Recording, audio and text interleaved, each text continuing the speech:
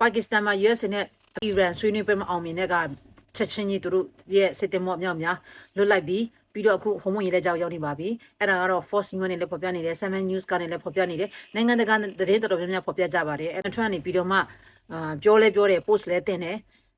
ဟုံးမွန်ရေးလက်ကြောက်ကိုသူတို့ပေးလိုက်ပြီးသူတို့ကင်တွယ်လိုက်ပြီးသူတို့ထိန်းချုပ်လိုက်ပြီးအီရန်နိုင်ငံကိုလည်းသူတို့အီရန်နိုင်ငံကနေထွက်လာတဲ့အီရန်နိုင်ငံပိုင်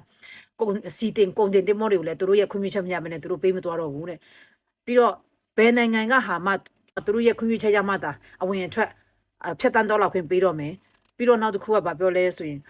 တွေ့လားဖြတ်တန်းသွားလာထားတဲ့လူတွေကိုသူတို့ဗီနီဇိုလာကနေပြီးတော့မှမွေးရတဲ့လေတွေကိုဘယ်လိုဖြတ်စည်းနေတယ်လဲအဲ့ဒါနဲ့သူတို့ဆိုရှယ်မီဒီယာမှာခဏခဏတင်တယ်အခုလည်းတင်နေရပဲအဲ့လိုမျိုးလိုပဲချက်လင်းလင်းမြန်နဲ့ချက်ချင်းနဲ့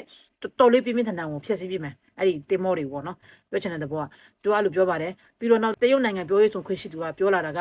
US ကနေပြီးတော့ဟုံးမွန်ရေးလက်ကြားကိုထိန်းချုပ်လိုက်တဲ့ဟာတဲ့တော်တော်ကိုအန်ဒီရကြီးတဲ့လို့ရဖြစ်ပြီးတော့မှဘလုံးမကိုမတင်လျော်ပဲနဲ့လုံးဝမဖြစ်တဲ့မူလက်တင်ခံလို့မရတဲ့လို့ရဟုတ်တယ်ဆိုပြီးတော့မှသူတို့နေရှုံချပါတယ်ပြီးတော့ US ကလည်းသူ့ရဲ့မဟာမိတ်နိုင်ငံကစီတင်မောတွေတော့မှသူခွင့်ပြုချက်ရမှသွားမယ်လို့ပြောရနော်အဲ့ဒါတွေတော့သူမဟာမိတ်နိုင်ငံဆိုပြီးတော့မှ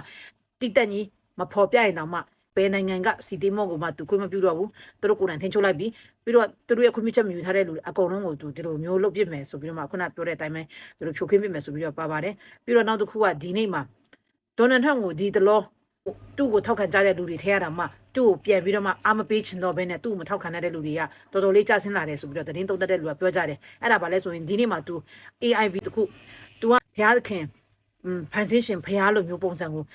လူနာတယောက်ကိုသူကုနေတယ်ဆိုတော့လှုပ်လိုက်တော့အကုန်လုံးသူ့ကိုဝေဖန်ကြတဲ့အထဲမှာ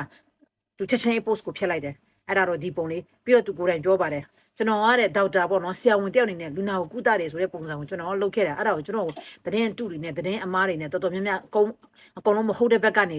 ဝေဖန်ကြတဲ့ကြောင့်ကျွန်တော်ဖျက်လိုက်တာဆိုပြီးသူကိုယ်တိုင်ပြောပါတယ်ထပ်ပြီးသတင်းတက်လာရင်ကျွန်မအခင်းနာအကောင့်နေတင်ပေးပါမယ်အခုလိုသတင်းကိုစိတ်ဝင်စားတော့သူများကျွန်မရဲ့အခင်းနာအကောင့်ကိုပေါင်းမနေရသေးရင်ပေါင်းလေးနှိပ်ပြီးတော့သူများလည်းမြင်စေချင်တယ်ဆိုရင်ဒီနာအများလေးနဲ့ share ပေးကြပါအားလုံးပဲအဆင်ပြေကြပါစေ bye bye